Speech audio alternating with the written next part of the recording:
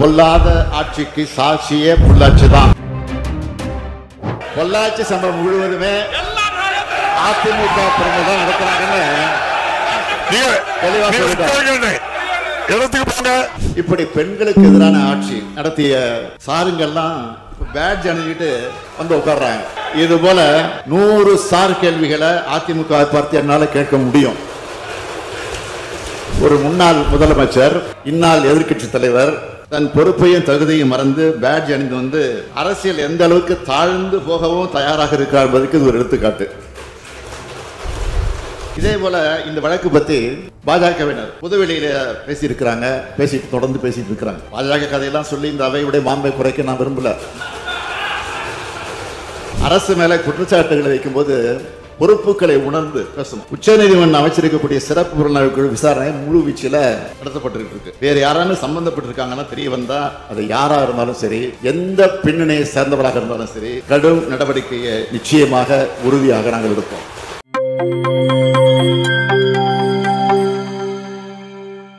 மாண்புமிகு பேரவைத் தலைவர் அவர்களே,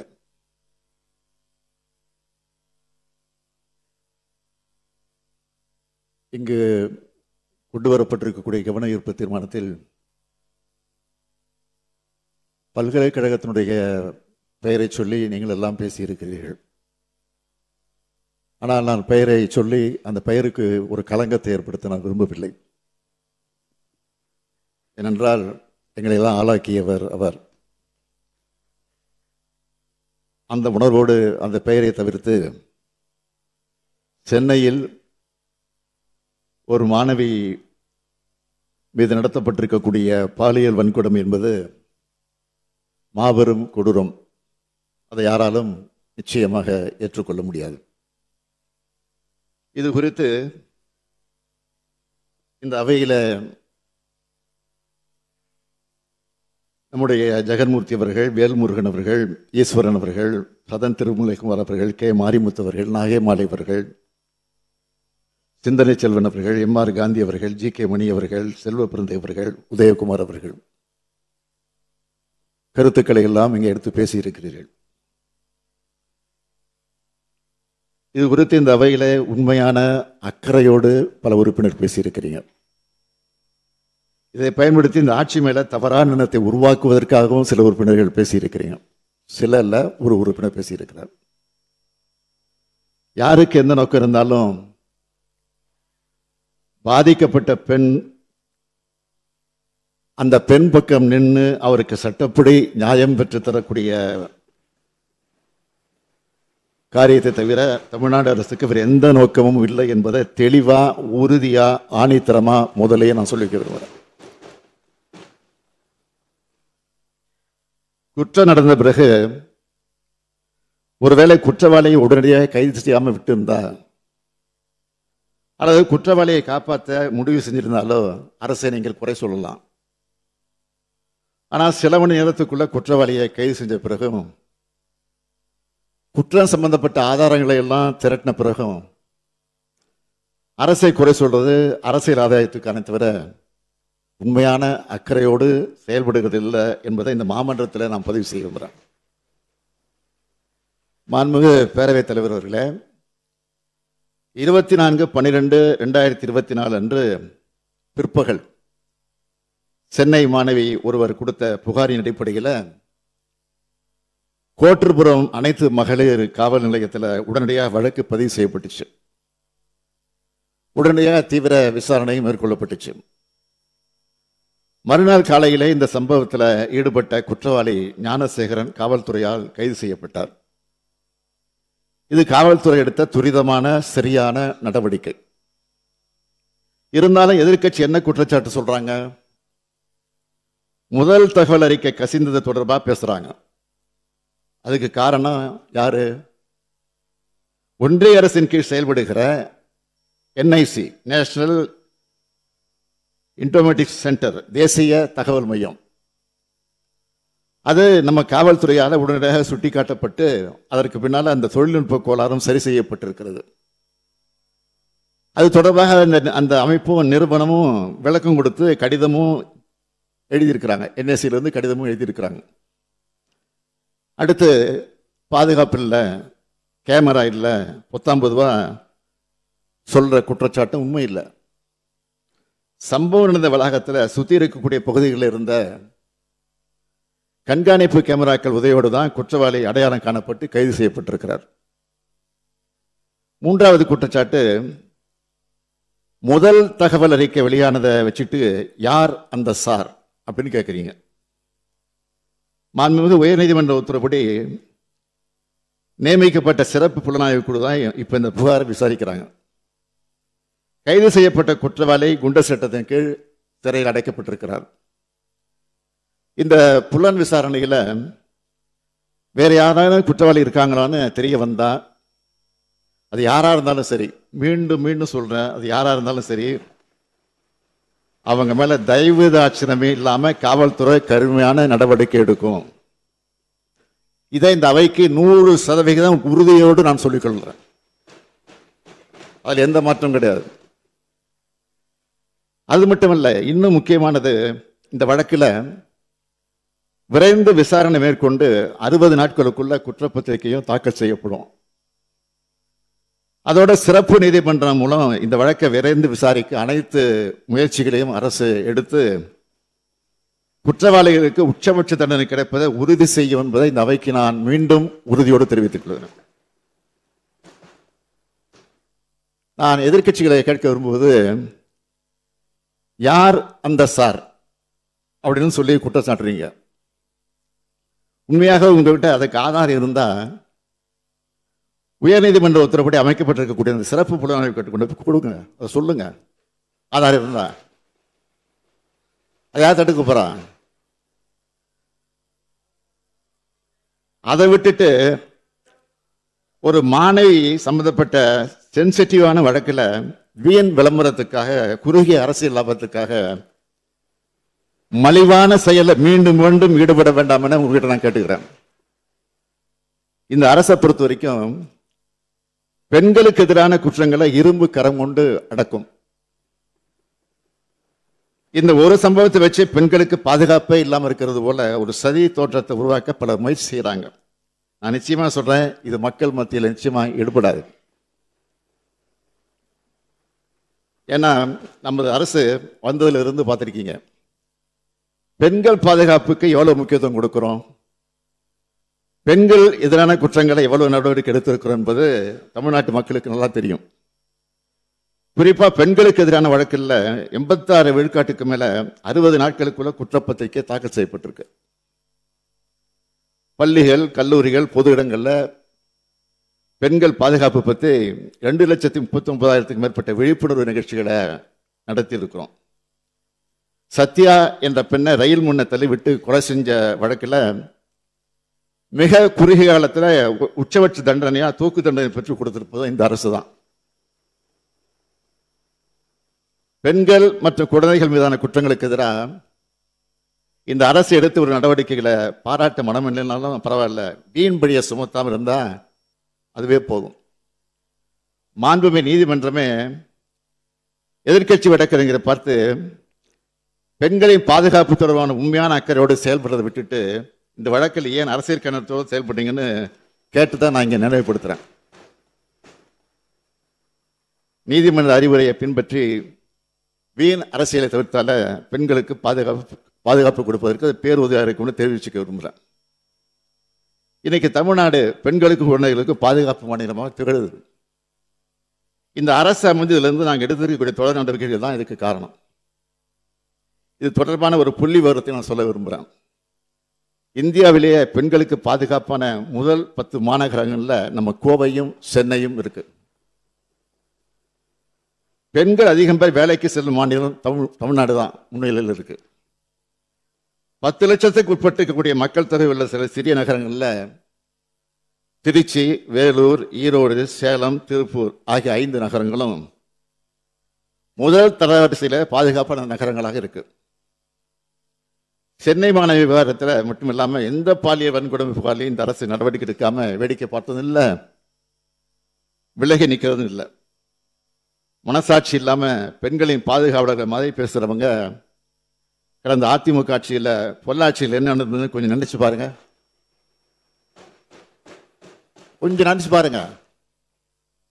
பொள்ளாச்சியில் நடந்தது ஒரு பெண் சம்பந்தப்பட்ட பாலியல் குற்றம் இல்ல, தொடர்ச்சியா பல பெண்களுக்கு பாலியல் வன்கொடுமை 2 வருஷமா நடந்திருக்கு. ஒரு கும்பல் செஞ்சுட்டு வந்திருக்கு. அன்றைய அதிமுக ஆட்சி எந்த நடவடிக்கை எடுக்கல. சிபிஐ கிட்ட இந்த வழக்கு போன பிறகுதான் உண்மையெல்லாம் வெளிச்சத்துக்கு வந்துச்சு. பாதிக்கப்பட்ட பெண்களில் ஒருவர் தனக்கு நேர்ந்த கொடுமையை பற்றி தன்னோட அண்ணன் கிட்ட சொல்றார். பிரச்சனைக்குரிய 4 பேரையும் அவரே பிடிச்சு கொண்டு வந்து பொள்ளாச்சி டவுன் காவல் நிலையத்தை ஒப்படைக்கிறார். பாலியல் தொல்லை, ஆபாசமா படம் எடுத்தல், செயின் பறிப்புன்னு புகார் கடிதம் தர்றார். வீடியோக்கள், செல்போன்கள் ஆகியவற்றுடன் 4 குற்றவாளிகளையும் இவங்க ஒப்படைக்கிறாங்க. இதனை பெற்றுக்கொண்ட போலீசார் வழக்கு பதியல, எல்லோரையும் விடுவிச்சிட்டாங்க. இதுதான் அன்றைய முதல்வர் சார் ஆட்சியில சட்டம் ஒழுங்கு லட்சணம்.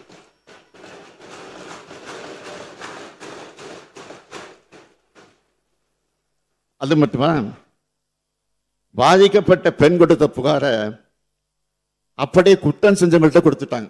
அந்த புகாரை குற்றம் யார் செஞ்சிருக்காங்களோ அவங்கள்ட்டே கொடுத்துட்டாங்க. இதை எதிர்த்தது அதிமுக பிரமுகர் வார் நாகராஜன். பாதிக்கப்பட்ட பெண்ணோட அண்ணனை தாக்குகிறார். அந்த புகார் மேலே நடவடிக்கை எடுக்காத அரசு தான் அதிமுக அரசு. பிரச்சனை பெருசாக தெரிஞ்சதும் இதில் சம்பந்தப்பட்ட முக்கிய நபரான திருநாவுக்கரசை கைது செய்யாம ஏதோ 3 பேரை கைது பண்ணி கணக்கை முடிக்க பார்த்தாங்க. ஆனால் சிபிஐ விசாரணையில் பொள்ளாச்சி சம்பவம் முழுவதுமே அதிமுக பிரமுகர்களால் தான் நடத்தப்பட்டது தெளிவாக சொல்லிடுறாங்க.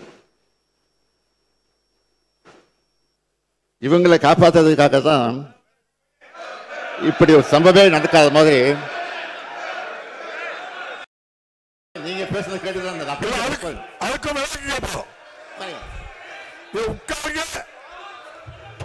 தம்பி உட்காருங்க, அவங்க விளக்கம் சொல்லட்டு. நான் பேச முடிச்சிடுறேன். உட்காருங்க, விளக்கம் சொல்றோம். நீங்க சிஎம், நீங்க உட்காருங்க. சிஎம் பதில் சொல்லி முடிக்கட்டு. நான் வாங்க, உட்காருங்க, உட்காருங்க, நீ உட்காருங்க.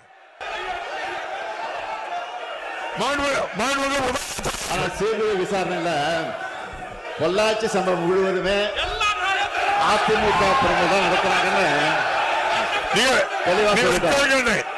இடத்துக்கு போங்க. இவங்களை காப்பாற்றுறதுக்காகத்தான் இப்படி ஒரு சம்பவமே நடக்காத மாதிரி அந்த அதிமுக அரசு ஒரு பெரிய நாடகமே ஆடிச்சு. இதனாலதான் நான் போய் சொன்னேன், பொல்லாத ஆட்சிக்கு சாட்சியே பொள்ளாச்சி தான் அப்படின்னு சொன்னேன். இப்படி பெண்களுக்கு எதிரான ஆட்சி நடத்திய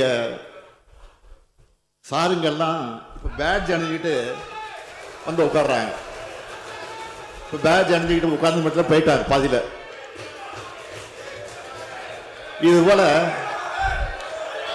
இது போல 100 சார் கேள்விகளை அதிமுக பார்த்து என்னால கேட்க முடியும். ஒரு முன்னாள் முதலமைச்சர், இந்நாள் எதிர்கட்சி தலைவர் தன் பொறுப்பையும் தகுதியும் மறந்து பேட்ஜ் அணிந்து வந்து அரசியல் எந்த அளவுக்கு தாழ்ந்து போகவும் தயாராக இருக்கிறார் என்பதற்கு இது ஒரு எடுத்துக்காட்டு. பொள்ளாச்சி பாலியல் வன்கொடுமை சம்பவத்தில் முதல் தகவல் அறிக்கை தாக்கல் செய்ய அதிமுக ஆட்சியில் 12 நாட்கள் ஆச்சு. ஆனால் சென்னை மாணவி வழக்கில் புகார் கொடுத்த உடனே முதல் தகவல் அறிக்கை போடப்பட்டது. இது தொடர்ந்து சில மணி நேரத்தில் குற்றவாளியை கைது செய்திருக்கிறாங்க. ஏன்னா இதையெல்லாம் அரசியல் லாபத்திற்காக, அந்த நோக்கத்திற்காக மறைக்கிறாங்க. இதே போல இந்த வழக்கு பற்றி பாஜகவினர் புதுவெளியில பேசியிருக்கிறாங்க, தொடர்ந்து பேசிட்டு இருக்கிறாங்க. பாஜக கதையெல்லாம் சொல்லி இந்த அவையுடைய மாண்பை குறைக்க நான் விரும்பல. அரசு மேல குற்றச்சாட்டுகளை வைக்கும்போது பொறுப்புகளை உணர்ந்து பேசணும். உச்சநீதிமன்றம் அமைச்சிருக்கக்கூடிய சிறப்பு புலனாய்வு குழு விசாரணை முழு வீச்சில் நடத்தப்பட்டு இருக்கு. வேற யாராலும் சம்பந்தப்பட்டிருக்காங்கன்னா தெரிய வந்தா அது யாரா இருந்தாலும் சரி, எந்த பின்னணியை சேர்ந்தவராக இருந்தாலும் சரி, கடும் நடவடிக்கையை நிச்சயமாக உறுதியாக நாங்கள் எடுப்போம். மீண்டும் ஒரு முறை இந்த அவைக்கு தெரிவிச்சுக்கிறேன், திராவிட மாடல் ஆட்சி மகளிருக்கான ஆட்சி. கட்டணமில்லா விடியல் பேருந்து பயணத்தை தொடங்கி கோடிக்கணக்கான மகளிருக்கு உரிமை தொகையை உறுதி செஞ்சு கல்லூரிக்கு வரும் அரசு பள்ளி மாணவரை புதுமை பெண்களாக வளர்த்தெடுக்கிற ஒரு ஆட்சி. எனவே மகளிருக்காகவே நாள்தோறும் திட்டங்களை தீட்டி அவங்களுடைய பேராதரவோடு செயல்பட்டு வர இந்த அரசு, எனவே இந்த அரசு மேல அடிப்படை இல்லாத குற்றச்சாட்டுக்களை சுமத்தி அதன் மூலமாக களங்கப்படுத்தலாம்னு சிலர் நினைக்கிறாங்க. அது ஒருபோதும் எடுபடாது எடுபடாது எடுபடாது. இறுதியா நான் உங்ககிட்ட பணிவோடு கேட்கிறது, திமுக அரசுக்கு கலங்க ஏற்படுத்தாத நினைச்சுக்கிட்டு உயர்கல்வியை கேட்க வரக்கூடிய மாணவிகளை அச்சுறுத்தி அவங்க கல்வியை கெடுத்துறாதீங்க என்பதுதான் இதுதான் என்னுடைய பணிவான வேண்டுகோள். இதோடு அமைகிறேன். நன்றி, வணக்கம்.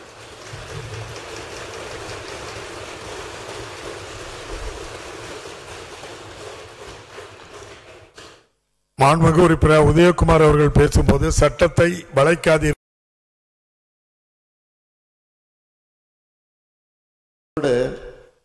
அண்ணா நகரில் நடைபெற்ற ஒரு சம்பவத்தை பற்றி சில உறுப்பினர் குறிப்பிட்டிருக்கிறார்கள். அதற்கும் ஒரு விளக்கத்தை நான் தெரிவிக்க விரும்புகிறேன். மாண்புமிகு வேல்முருகன் அவர்களும் கவன ஈர்ப்பு கொடுத்திருக்கிய அதுக்கு சேர்த்து பதில் சொல்லியிருந்தாங்க. நடத்துகிறோம். மாண்புமிகு பேரவைத் உட்கார்ந்து பேசுங்க. நீங்க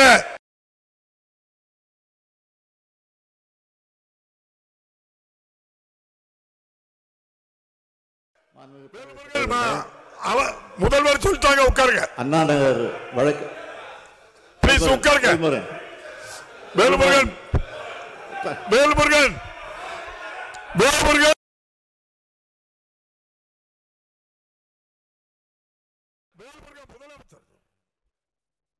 சொல்றோம். இல்லை, அதில் வேல்முருகன் பேரையை இணைத்துக் கொள்ள வேண்டுகிறேன். மாண்புமிகு பேரவைத் தலைவர் அவர்களே, அவர் விதி 55 கொடுத்திருக்காங்க. அவங்க பேரையும் நான் சொல்லிடுறேன். அண்ணா நகர் வழக்கை பொறுத்த வரைக்கும் 10 வயது சிறுமி ஒருவர் பாலியல் வன்கொடுமை செய்யப்பட்ட தொடர்பா அண்ணா நகர் அனைத்து மகளிர் காவல் நிலையத்தில் வழக்கு பதிவு செய்யப்பட்டு அவருடைய உறவினரான இளஞ்சிறார் ஒருவர் கைது செய்யப்பட்டார். காவல் நிலையத்தில் விசாரணை அதிகாரி தங்களை தவறாக நடத்தினதாகவும் குற்றத்துக்கு காரணமான சதீஷ் என்பவரை கைது செய்யலனும் சிறுமியின் பெற்றோர் குற்றம் சாட்டியதை தொடர்ந்து இந்த வழக்கு கோயம்பேடு அனைத்து மகளிர் காவல் நிலையம் காவல் ஆய்வாளருக்கு மாற்றப்பட்டது. அதன் அடிப்படையில் நடைபெற்ற விசாரணையில் குற்றம் சாட்டப்படுகிற சதீஷும் கைது செய்யப்பட்டார். இந்த நிலையில மாண்புமை உயர்நீதிமன்றம் இந்த வழக்கை சிபிஐ விசாரணைக்கு மாற்றினாங்க. இந்த உத்தரவை எதிர்த்து காவல்துறை செய்த முறையீட்டில் சிபிஐ விசாரணை தேவையில்லை என்ற முடிவுக்கு வந்த உச்சநீதிமன்றம் தமிழ்நாடு காவல்துறையிலிருந்து 3 IPS அதிகாரிகள் கொண்ட சிறப்பு புலனாய்வு குழுவை நியமித்து விசாரிக்க உத்தரவிட்டாங்க. உச்சநீதிமன்றம் நியமித்த சிறப்பு புலனாய்வு குழு இப்போ இந்த வழக்கில் அதிமுகவை சார்ந்த 103வது வட்டச் செயலாளர் சுதாகர் என்பவரையும் பெண் காவல் ஆய்வாளர் ராஜு என்பவரையும் நேற்று கைது செய்து அவங்க நீதிமன்ற காவலுக்கு உட்படுத்தப்பட்டிருக்காங்க. சுதாகர் அதிமுக வட்டச் செயலாளர் பொறுப்பில் இருக்காரு. அவரையும் காவல்துறை கைது செஞ்சிருக்காங்க. காவல் ஆய்வாளர் பொறுப்பில் இருக்கிற ஒருவரையும் கைது செஞ்சிருக்காங்க. நான் முன்பு விளக்கம் தந்த சென்னை மாணவியர்களுக்கு கைது செய்யப்பட்டவர் நிச்சயமா சொல்றேன், உறுதியாக சொல்றேன், திமுக உறுப்பினர் இல்லை, திமுகவுடைய ஆதரவாளர். அதை நாங்கள் மறுக்கல. அமைச்சர்களோடு அரசியல்வாதிகளோடு படங்கள் எடுத்திருக்கலாம், தவறு இல்லை. ஆனால் யாராக இருந்தாலும் உண்மையாக திமுக இருந்தாலும் நான் நிச்சயமாக உறுதியாக நடவடிக்கை எடுப்பேன். அதில் எந்த மாற்றம் கிடையாது. ஆனால் திமுக காரன் இல்லை, திமுக உறுப்பினர் இல்லை, திமுக அனுதாவி, அதுதான் உண்மை. எனவே எப்படி இருந்தாலும் கூட அந்த குற்றவாளியை நாங்கள் காப்பாற்றல, உடனடியாக கைது செஞ்சு சிறையில் அடைச்சிருக்கிறதோடு குண்டர் சட்டத்திலையும் போட்டிருக்கிறோம். என்னுடைய அரசை பொறுத்த வரைக்கும் எந்த கட்சியாக இருந்தாலும், எந்த தனிப்பட்ட நபராக இருந்தாலும் சரி, ஏன் காவல்துறையாக இருந்தாலும் சரி, பெண்களின் பாதுகாப்பு தான் முக்கியமே தவிர நாங்கள் எதையும் எதிர்பார்ப்பதில்லை.